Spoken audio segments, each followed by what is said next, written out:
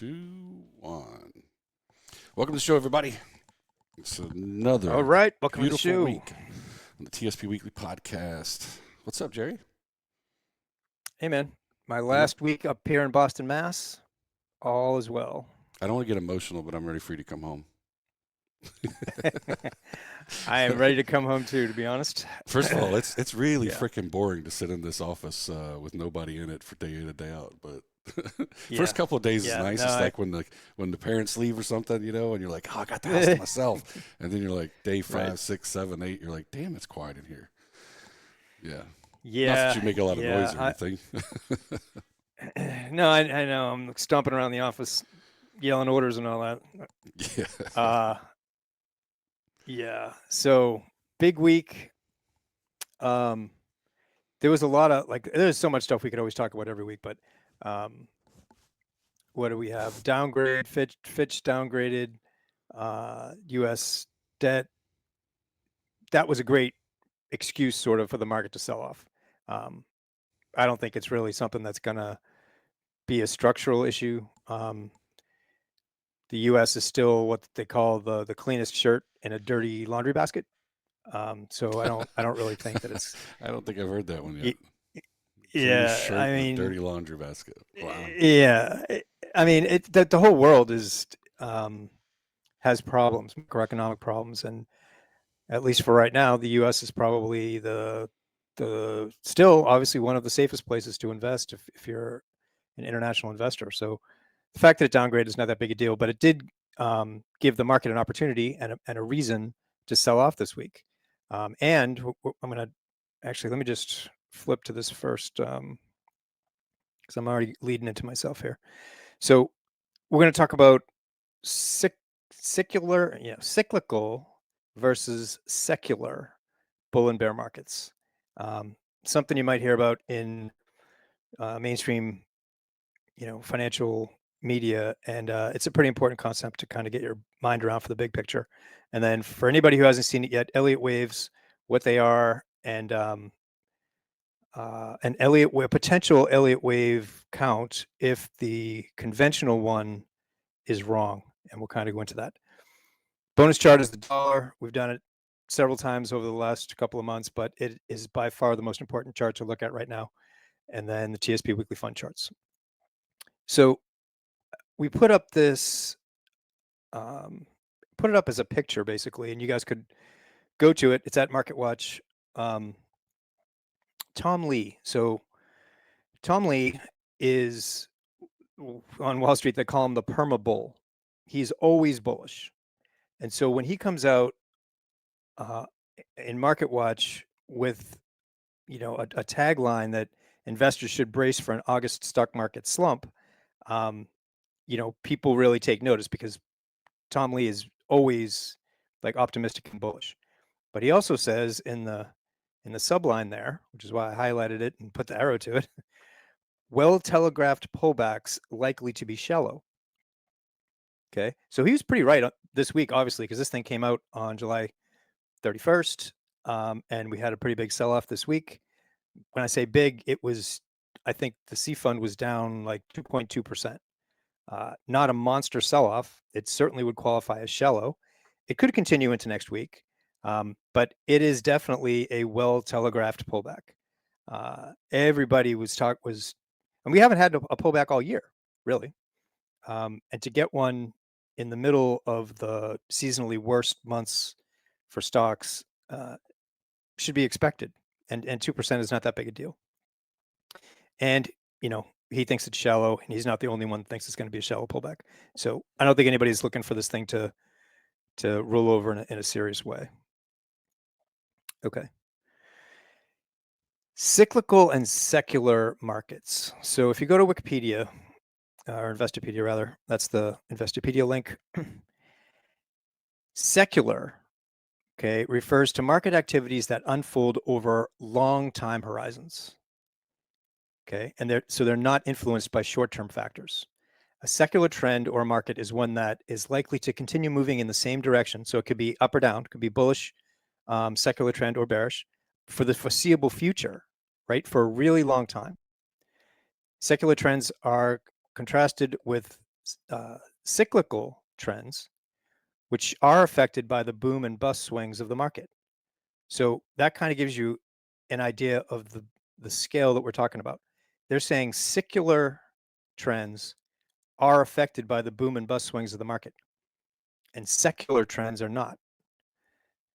So what does that look like? This is the red line is the secular trend. It's the long-term trend. And in this case, it's down, right? But within that secular trend is a whole bunch of cyclical trends. And you have a cyclical bull market, a cyclical bear market, right? Cyclical bull, right? It goes up and down. But the long term, the secular trend is down. Okay. So the actual definition of it is whether or not it's affected by, I don't want to get this wrong. Where am I at? Boom and bust swings of the market. So that's telling you that it's not, days to weeks, it's months to years is the time frame that they're talking about. So this is kind of, generically how it would look. This is a chart of the C fund, S&P 500, going back. This is the bottom in 1932 after the stock market crash and the Great Depression and all that. Okay. So this is a major low. And then since then, we have been in a secular bull market. Okay. In the longest time frame, we've been in a secular bull market. Within that secular bull market, there have been cyclical bear markets. Right. This would be considered, because it was flat for 15 years, one secular bear market. You could call this these two separate bear markets, or you could say this whole 13-year period is one cyclical within this time frame, right? Okay, so you get the idea. That kind of time span doesn't help us very much, but conceptually, I just wanted to put the broadest time frame on it. So what does that mean for us, basically? So this is a weekly chart of the C fund going back to 97, right? This is the 200-week moving average line. Okay, 200-week moving average line. Still secular bull market, right? It's the last piece of this secular bull market that goes all the way back to the Great Depression. But within this, there are pullbacks, right? Those pullbacks are cyclical bear markets, right, within a secular bull market. So if we start here from the bottom of 2009, we have a secular bull market going on. And within it, we have little bear markets, but it doesn't affect the overall trend. Okay. If we look at it from back here in 97, say that, was like this, these little pullbacks, this was a big one. That was 97. That was a big percentage move, but it didn't change the overall direction of that trend. This did, right? This bear market changed the overall direction of this trend. And it lasted from 2000 to 2003. So it lasted, 2 years and change. And so did the one that topped in 2007 to the low in 2009. So these are, depending on the time frame you're looking at, right? These are secular bear markets. And so the biggest takeaway is what I'm trying to get to on this chart is this: 200-week moving average. All the losses in the only two secular bear markets that we've had in the last 50 years or more, probably, actually back to the 70s, happened below the 200-week moving average line. Okay. As long as price is above that 200-week moving average line, the secular trend is in place. When you get below that 200-week moving average line, that's when all the major losses happen. And the 200-week tends to act as support on these little cyclical bull markets. Okay. So even though we had a pretty big drawdown in 2022 on the C fund, it was about 25%. It came right down to that 200-week moving average line and bounced off it and kept moving, just like it did all these other times. This was a cyclical bear market within an overall secular bull market. So, from a perspective, from a sort of long-term perspective idea, that's what I was trying to put out on this. And the biggest reason is because, as we're going to get to it in Elliott Waves in a minute, assuming this support holds, which it'll be confirmed if price gets above that high. So if price gets up here somewhere, that's it. This was a one-time event, just like this was a one-time event. Pull back, and because every time we pull back, we went on to new highs. Pull back, new highs, new highs, new highs. If we get to new highs on this, it just keeps going. Well, one of the things that this concept kind of reminds me of is something that we talk about all the time, which is it's all about perspective, right? So as you zoomed out and zoomed in, those charts look very different, right? I mean, you zoom way out, and it's always the market always goes up, right? Yep. Yeah, you can say that. It's not untrue. You zoom in a little more, and you go, oh, Yep. well, there are times it goes down, and there are times it goes down and stays down for years. And so Right. why that's important is if this always goes back to what we say time and time again, the market doesn't care about where you are at in your lifetime. Like Right. it's not taking us as a factor in when it does that. And so if you are in a certain part of your life, early career, late career, mid career, having kids, kids going to college, like the market doesn't care, right? The market's going to do what it does, and you have to respond to what the market does versus having this assumption that the market is somehow going to respond to where my life is, meaning like, I should be less stocks, more bonds as I get closer to retirement to protect. That could be when the market is just flying up. Why would you do that, right? And so that's a very different approach to what most people hear all the time, and why I think it takes a good amount of time for people that start watching us to kind of flip that around.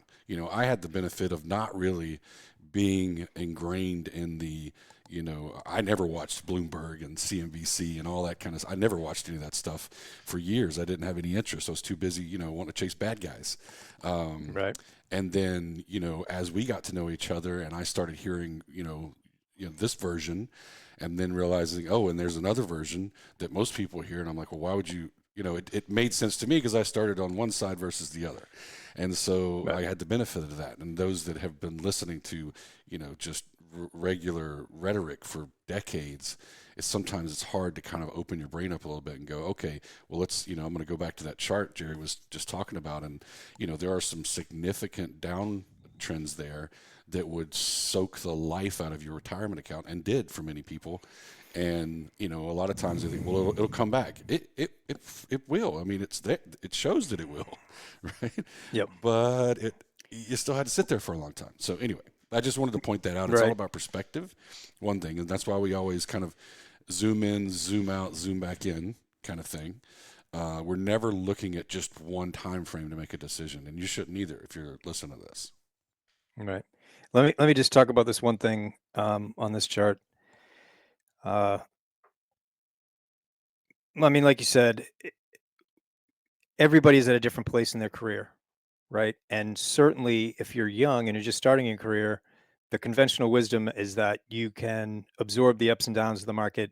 You just keep, stay in the CNS funds, keep contributing. Market over time always goes up, and that's true. So if you stay with somebody who's young, let's say you came into government service, to make it easy, at the top in 2000. If you had, $100,000 at the top in 2000, it took until 2013 to get back to even. You were flat, even if you didn't move at all. They call it the lost decade, and it was 13 years long. So yes, as you contributed, your account would, by the time you got back here 13 years later, your account would have been higher than here because you were contributing along the way and you were dollar cost averaging as the market was going down. All of that stuff is true. But the core, the base of your TSP account, if you had, say it was $100,000 here, you lost 50% of that value, got it back, and then lost 55% of that value, and then got it back, and it took 13 years to do it. So if you were within 10 years of retirement back here in 2000, and you lost half your money, it might have changed the time frame that you were planning on retiring, right? You might work a little longer. If you had retired in 99 or 2000, right? And you got, you retired, I got $1 million in my account, I'm retiring in 2000. I'm going to go to New York, see the ball drop in the year 2000. It's going to be great. And then over the course of the next 2 years, half of your account value is gone. The problem with that when you're retired is that you're probably living to some extent off, off of that account. And So if you're you're not taking contributing. 1,000 and you're not contributing, and the market's going down, so from your perspective, you don't just lose 50%, you're losing the 50% plus whatever the withdrawals that you're taking, right? Which gives you less to have here to get back, well, not to get back in, but because the point of this thing is that you're not moving your money around. So again, regardless of whether you're just coming into your career or in retirement, if I'm just coming in here, I don't want to take these losses in the beginning of the snowball that I'm trying to use to create wealth over time. And I certainly don't want to be taking these drawdowns close to or in retirement. Yeah. So the And point being this, is I don't want to take them either way, right? right, that's the point. That's Yeah. and that's why we two things. We the methodology is the same, regardless of your circumstances and risk tolerance. That's number one. And number two, it all depends on your personal circumstances and risk tolerance, right? That's why when people say, well, what should I do with my money? Unless I'm going to sit down with you as a financial planner, which I'm not, I'm trying to be in the stock funds when the trend is up and be out of the stock funds when the trend is down. And my assumption is that that's what everybody wants to do because that's the way you make money in the market, regardless of where you are in your career. If Right. that's not exactly how you look at it, and you're a little bit more concerned if you're retired up here and the market's going down, or if the market's going down and you're retired and you're following our methodology, you go into the G fund. There's nothing to be afraid of. Right. You're not going to be making any money, but you're also not going to be losing any, which is again one of Right. our key, core concepts is we don't want to lose money. I'd rather miss out on making a little gain Right. than taking a massive loss. Period. Yep, absolutely. Give me 1 second. No, you got to keep going, man. I need 1 second to make sure.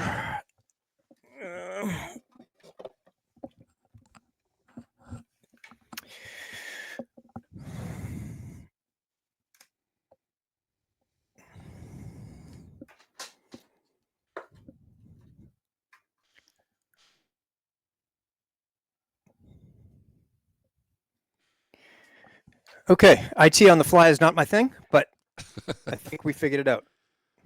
All right.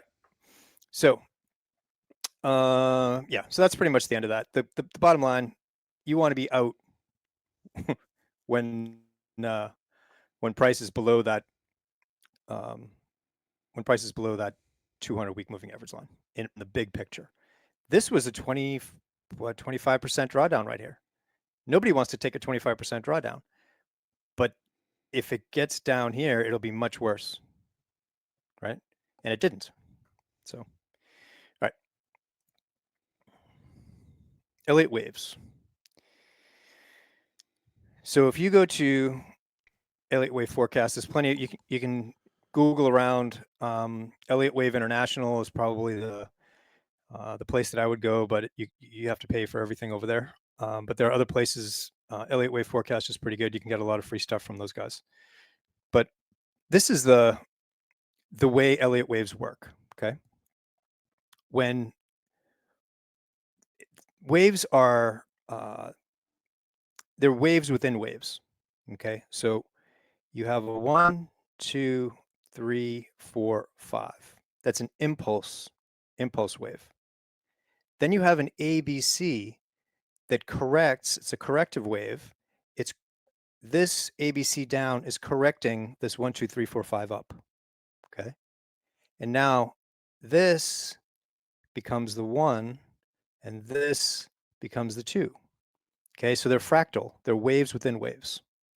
So that alone is a little bit tricky and takes a minute to get your mind around. But that's the whole premise of the thing. And so this could be a 5-minute chart or a 50-year chart. And you would do the wave counts the same. And I don't know if it's Okay. helpful to others, but what took me a while to kind of wrap my head around is, this understanding, or believing the fact that the market works in these patterns, right? And then once, and I've said this before, once I realized that the market was made up of people, right? It's just not some kind Yep. of thing in the cloud, like it's really people doing this. It made total sense to me because I knew as an analyst previously that no matter how hard humans try, we operate in patterns. We operate in cycles. We can try not to, but it happens, especially when you're talking about that many people. There's going to be a pattern. And that's Yep. why, I believe that works, right? And so I'm not sure if that's the way Elliott Wave explains it in there somewhere, but it generally is why when Jerry's showing these patterns, why, again, they're not always perfect. They're not always, exactly lined up the way they look on that screen, but they're happening. And that's why. It's because humans Yep. have patterns by nature. Yes. And this is the textbook um, view of it. But what's actually happening is the market comes down, finds a bottom for whatever reason, does a 1, 2, 3, 4, 5. So we get a little push off the top, and it gets a little bit frothy, right? People are starting to be bullish, whatever. We get a pullback, and the pullback comes down in a corrective move. So you can see it's an ABC rather than a 1, 2, 3, 4, 5.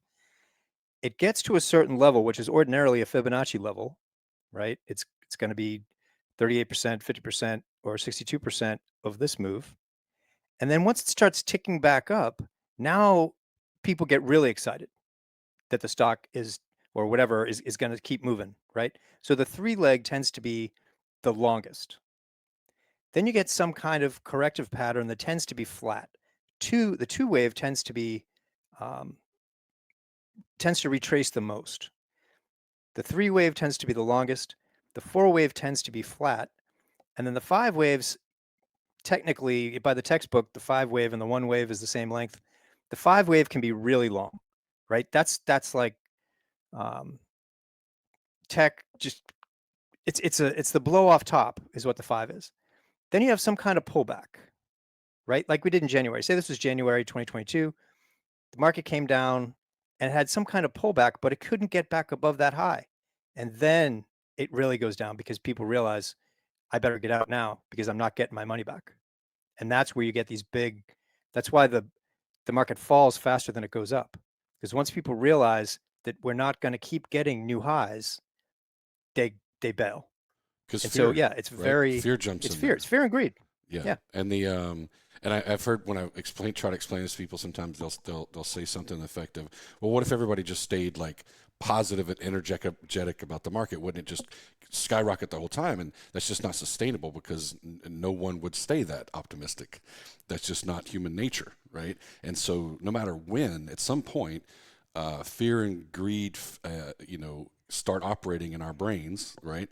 And that plays out in these patterns. There has to be another side of the trade too, right? So if I'm selling, if I own shares of a stock and I'm willing to sell them, I'm willing to sell them, presumably because I don't think the price is going to go any higher, and you're willing to buy them, presumably because you think the price is going to go higher, right? So at some point, if everybody is on the same side of the trade, meaning everybody thinks the market's going to keep going higher, there's nobody to sell to, right? And then if you want to, if somebody needs to sell, they're selling it for a lower price, and then it just cascades down. It's kind of like the housing market. It's just, it's a little bit more obvious in the housing market, right? Anyway, yeah, it's all, investor psychology is a giant part of it.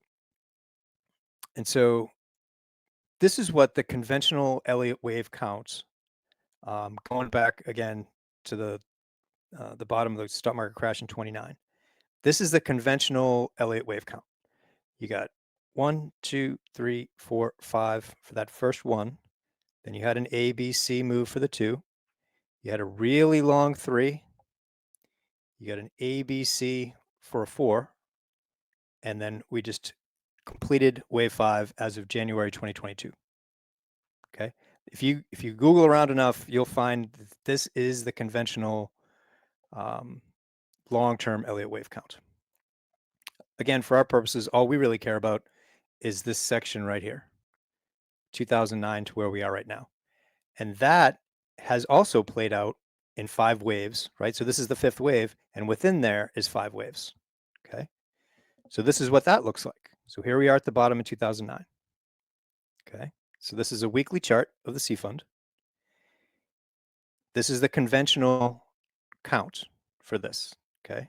1, A, B, C for 2. You got the 3, COVID was the 4, and the blow off top from the COVID was the 5. Okay, that's the conventional Elliott wave count since the bottom in 2009. So the problem going forward is what happens if price gets up here, if it gets higher than this? It's a problem because that count is now wrong. Because what's supposed to happen, let me flip back here real quick. What's supposed to happen is you get a 1, 2, 3, 4, 5. Then you get an ABC correction, and C takes you down to the area of the prior 4. Okay. So if you go 1, 2, 3, 4, 5, the ABC takes you down to the area of the prior 4. Okay. It's patterns within patterns. So what should happen if this conventional count was correct is we should get something like an ABC to bring us down somewhere in the area of the COVID low. And then this would be a 1, 2, right? It looks the same as this.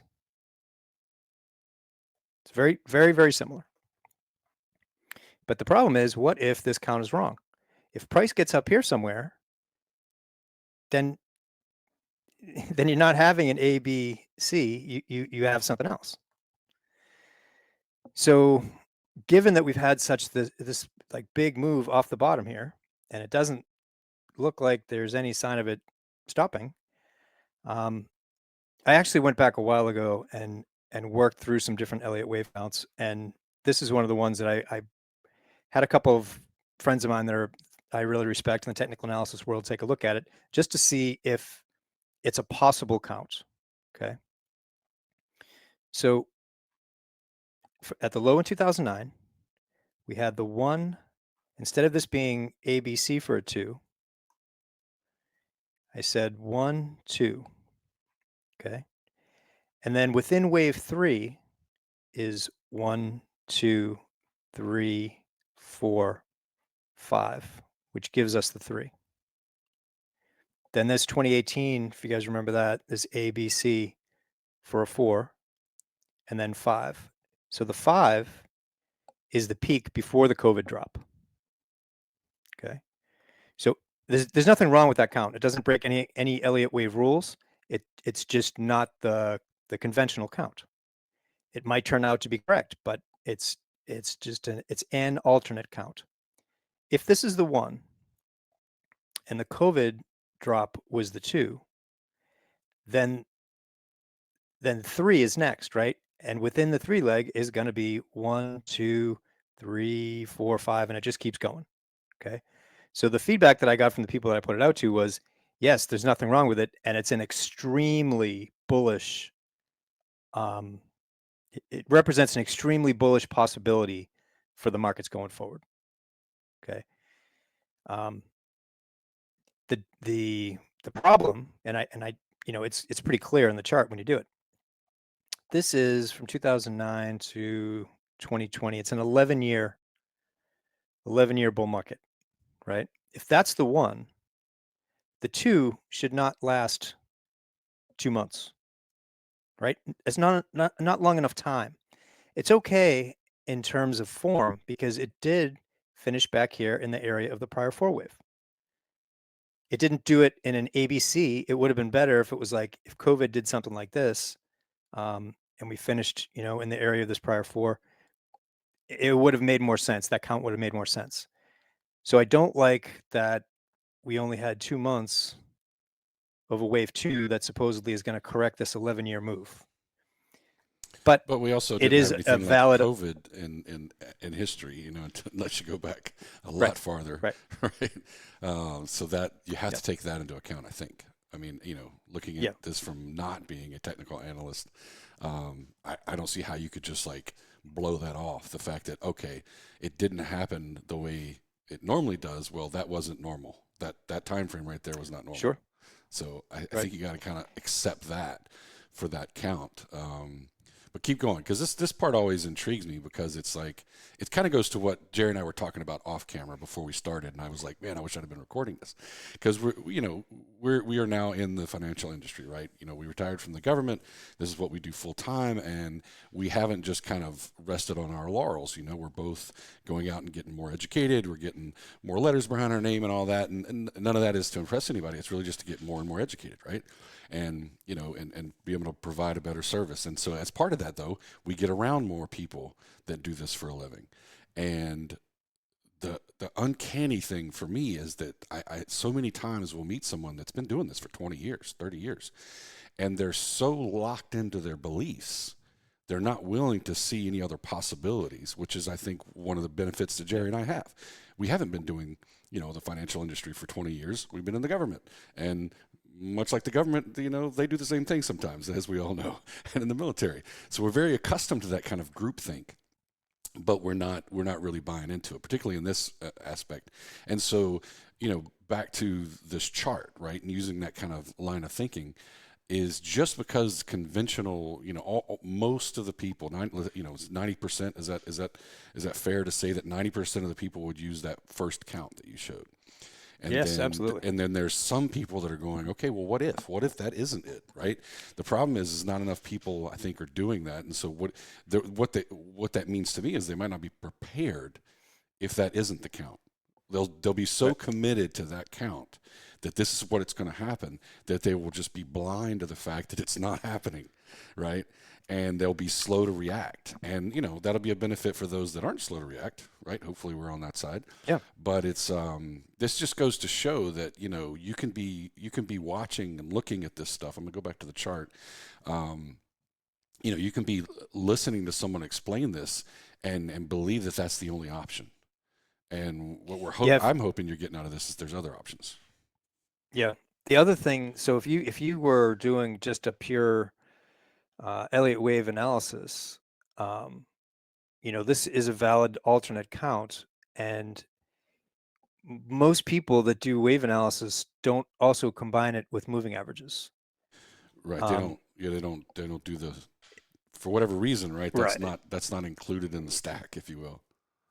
Right. I mean, we have a pretty unique way of overlapping, complementary things, but we're not purist in any of this. So if we can find things that overlap that support what's actually happening, then And I think it's it's pretty clear when you valuable. see the moving average on that chart. You see that it corresponds. It relates to the Elliott wave count. You can see where it broke through and how it's kind of riding that line. And I mean, it's visual. Yep. It works. So but let's go Yep. back to this. I don't want to sidetrack you too much with that chart. Why is it important that we realize that there may be two versions of this, two alternate, possibilities? Why is that important? If we're going to use Elliott waves as a guide rail, then the conventional count that puts the top here, if we get above that top, then the conventional count is wrong.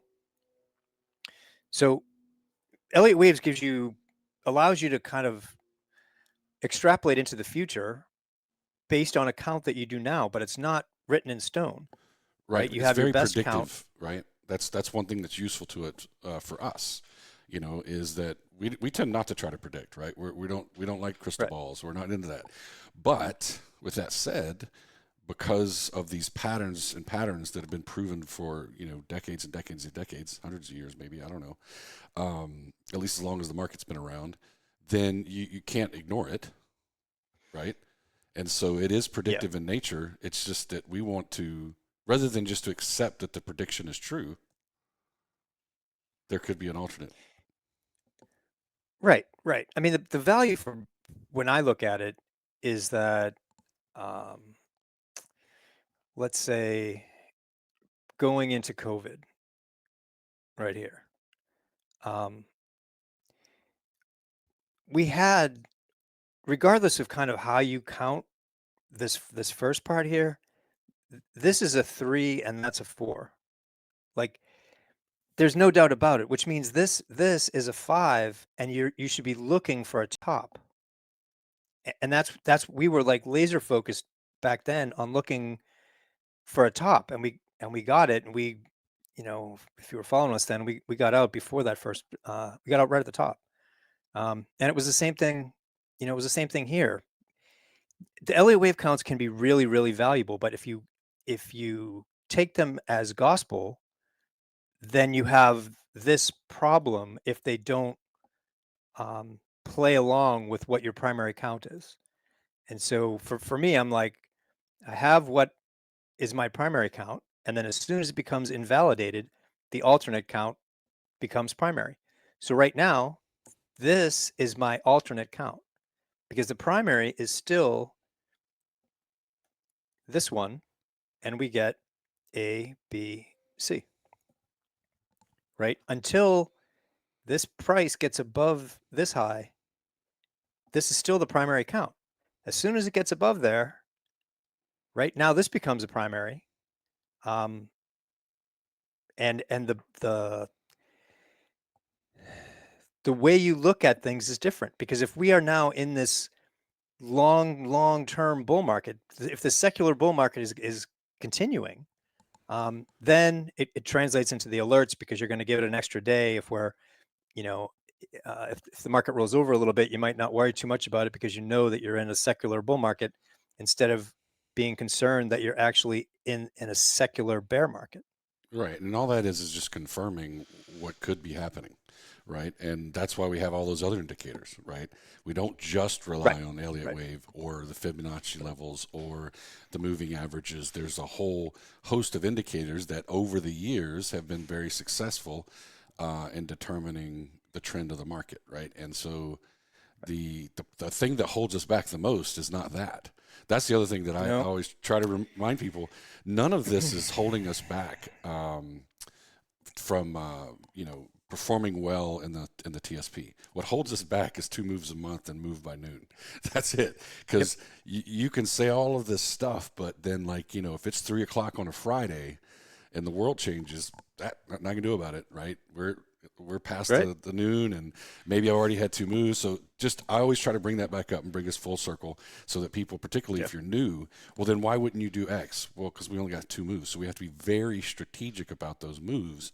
And as Jerry kind of mentioned, real briefly there, sometimes that plays out in giving at a day, you know, sometimes maybe even a couple of days, especially in a time. I don't know if you're zoomed in enough to show it there, but I know we're going to look at it when we get to the fun charts, but we're so extended far away from that moving average, particularly on a weekly basis, that there's a whole lot of room there. So it takes a lot for it to come down and cross it, which if you're only Yep. using moving averages, that's going to hurt. Like it's going to sting because you're Yep. going to take a big Yep. loss to get to prove the trend has changed. So that's why you have to throw in all these other indicators to go, okay, well, what else is different, And I know we'll get into that when we get to the TSP fund. So Yep. I'll let you Yep. show us that stuff. All right. All right. So this is the alternate count. We'll see if it plays out. Again, it is extremely bullish, and it is completely misaligned with all the macroeconomic stuff going on in the world. This should not be the count because recession is coming. I mean, it's all these big problems. We have But if it is, we'll be ready. massive debt. Yeah, I mean, so basically, you have to, I know what's going on the one hand, but my rules for reallocations happen based on the chart, not on macroeconomic conditions. All right. Speaking of the macroeconomic conditions that I don't make decisions on, this is the biggest one right now, the direction of the dollar. So I know we've talked about this before. We definitely talk about it in the newsletter. This is the dollar, US dollar currency. So yeah, US dollar index in candlesticks and the I fund in orange. 20-day moving average line, because this is a daily chart, and we're going back to, sometime in 2022. So a couple things to point out, right? When the dollar goes up, the I fund goes down. When the dollar goes down, the I fund goes up. It's almost day for day. Not exact, but it's almost day for day. Dollar goes up, I fund goes down. Okay. This has been a pretty interesting time period right here, because the dollar has been going up, so you'd expect the I fund to go down, but the I fund went sideways. It finally did roll over this week, but it had been going up for quite a while, right? So that was kind of interesting. I was anticipating the I fund rolling over, and eventually it did, but it just took a little bit longer. The other thing that's interesting is if you connect these bottoms and these tops, you get a pretty clear triangle consolidation pattern. Okay. That right there, that day, was July 12th. That was the last, if you are a subscriber to the site, that was the day we last put out an alert. We got back into the stock funds on July 12th. And one of the big reasons we did that was because the dollar broke down through this long-term consolidation pattern right there, which is extremely bullish for stocks, not just the I fund, but stocks in general. We had a little, I should just leave that line there. We have a big breakdown to the downside in the dollar. Then it comes back up and should have retested the line and then continued lower, right? It didn't do that. It kind of kept moving higher, and now is challenging the upper trend line of the triangle again. So what happened on Friday, it's kind of my opinion, the dollar was rising and the I fund was not falling, which is pretty bullish because the I fund should have been coming down. So the fact that it was resisting that pullback is pretty bullish. But what happened on Friday, the dollar had gotten above its 20-day moving average line. It rolled over Thursday and Friday, but then it got support at that 20-day moving average line on Friday. And that happened at about 1 o'clock in the afternoon. So about 1 o'clock on Friday, the dollar was right there. It was at its lowest point for the day. It was right there at the 20-day moving average line, and it reversed. And for the next 3 hours, ultimately the dollar closed at the bottom of that rectangle. And for the last 3 hours of Friday, the market tanked. Because if the dollar goes higher next week, stocks will tank. It's almost, the I fund is almost an exact inverse correlation, but it's a headwind or a tailwind depending on which way the dollar is going. But if the dollar is moving higher, it's a huge headwind for stocks, right? It's very hard for stocks to move up if the dollar is moving up. If the dollar is moving down, it's very bullish for stocks. Okay. So actually, I combined what I was going to say on both of those slides. So, this is the same chart without the I fund. So if the dollar does get support, which it looks like it did, and then we draw this trend line. So if the dollar breaks up here to 103, stocks are rolling over. If the dollar keeps moving higher, stocks are rolling over. All right. TSP fund charts. So we always do the weekly charts, and we get we get a lot of questions about alerts and things, and so we had a lot of questions this week about why didn't we do an alert this week, because it was a pretty down week, and I'm not going to get into the details on the podcast, but if you look at this from a weekly perspective, here's the bottom in COVID. So this is a weekly chart of the C fund, right? If you use our sell triggers and buy triggers, okay, this isn't exactly the stack that we use, but it's pretty close. So you got a weekly price, 20-week moving average line, relative strength indicator, and a MACD indicator. Okay, so those four things, actually three things: 20-week moving average line, RSI, MACD. Right? If that's all you used, and you said, okay, if price is above, it's rising, and it gets above that 20-week moving average line, RSI is rising and gets above 50, and MACD crosses positive, rising and crossing positive. If those three things happen, they don't have to happen all in the same day, but once all three of those are in place, that's a buy trigger. And then the reverse. If price gets below that 20-week moving average line, right? It's a weekly close, so it closed for the week below that 20-week moving average line.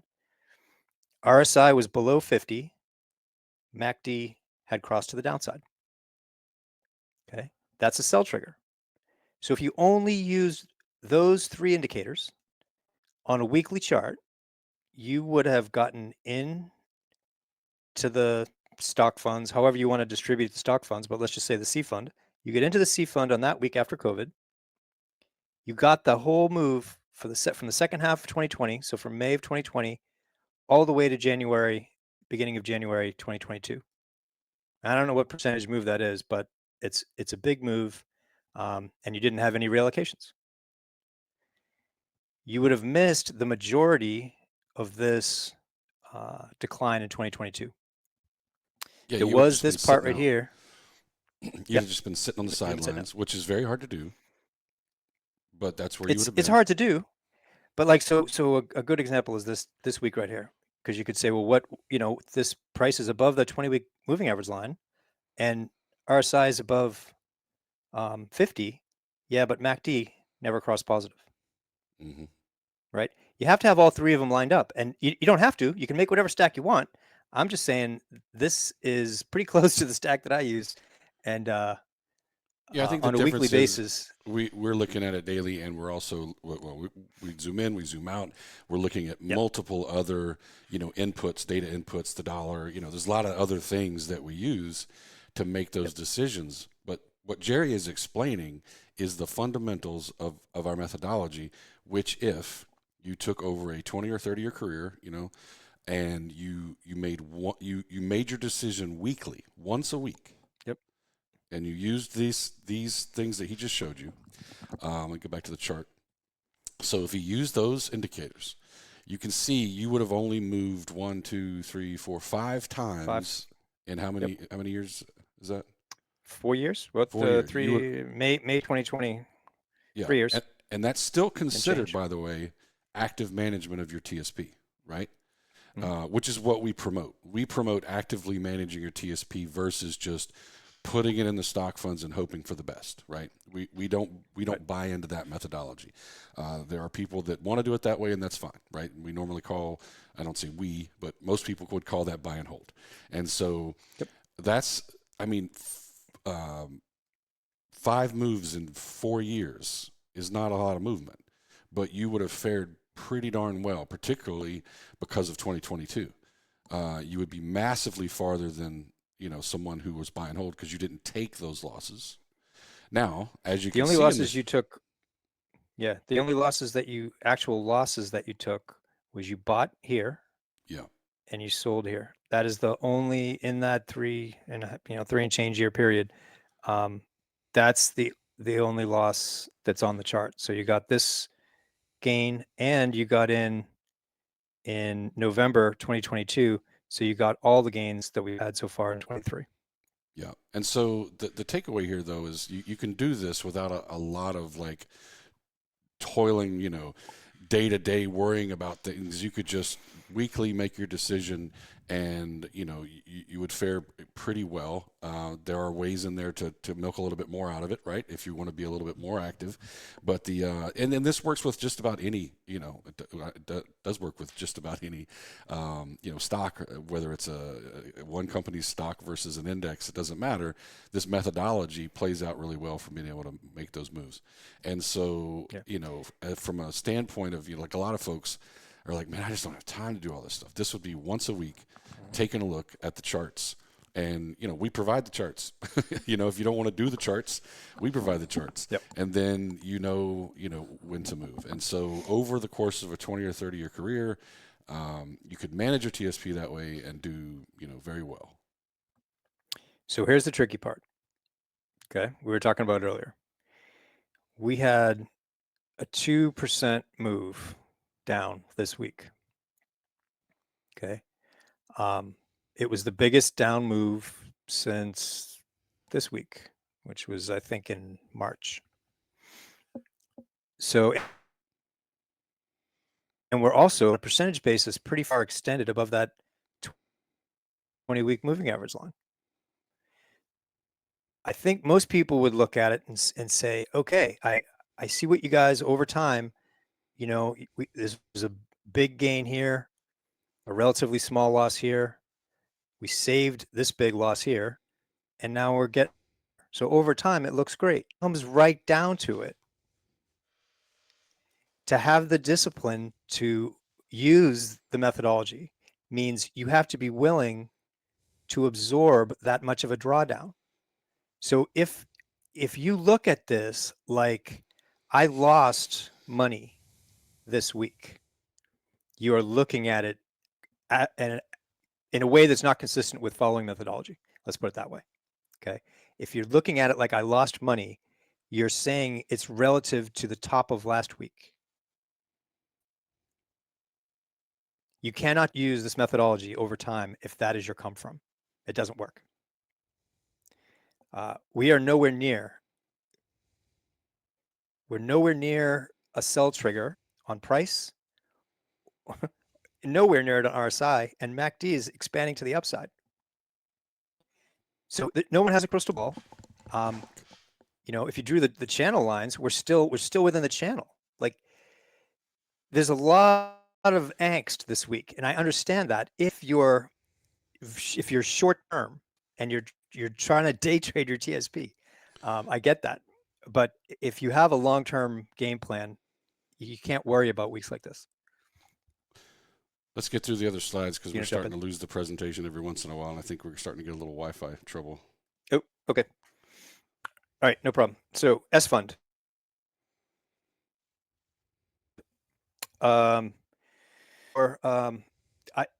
Theoretically, you would have a move down, a consolidation, and then a move down of the same length.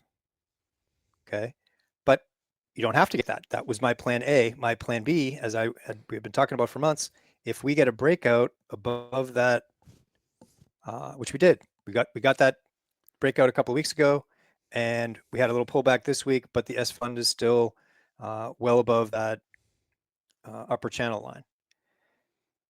RSI is 50, MACD still expanding to the upside, and obviously the price is above that 20-week moving average line. So we still have a buy trigger in place for the S fund. I fund. A lot of people freaked out this week about the I fund.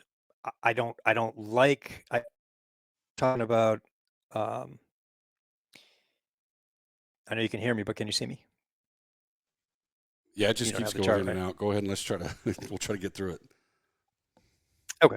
All right, let's try to keep doing it. So we were talking about 74. But rolled over this week. So now we're back into this consolidation, right? And we'll see, right? It closed the week right on that 20-week moving average line. And RSI keeps getting support at 50. So if I'm looking at this chart as it is, I'm more inclined to buy more of the I fund here than to sell it, because this is a very low risk entry point. If now on Monday, if the I fund gaps down here somewhere, particularly below these lows, then yeah, I would sell it. But this is not a chart I'd be selling right now, because we have a very clear support level, and we got a pretty long bull market, right, going back to September of last year. So I wouldn't be too trigger happy with where we are on any of these right now. F fund, if you're in the F fund, I can't even imagine why. We've been talking about this for months and months. Very clear Elliott wave pattern to the downside. 1, 2, 3, 4, 5.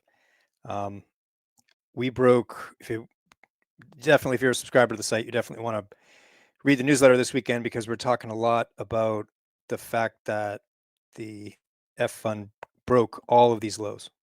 And so the next, it looks different on a daily chart. This green candle right there is actually a giant gap up. And so it's very likely the price comes down, fills that gap at a minimum, and then that's the next target for the F fund. And then after that, it's this low.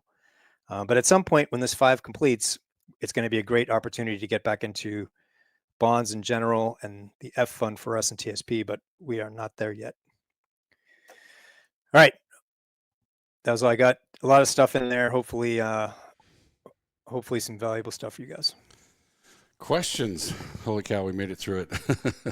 As we go longer and longer, the Wi-Fi seems to get a little sketchy after a while, but it is what it is. Yeah. If you guys have any questions, please put them in the comment section wherever you find the video.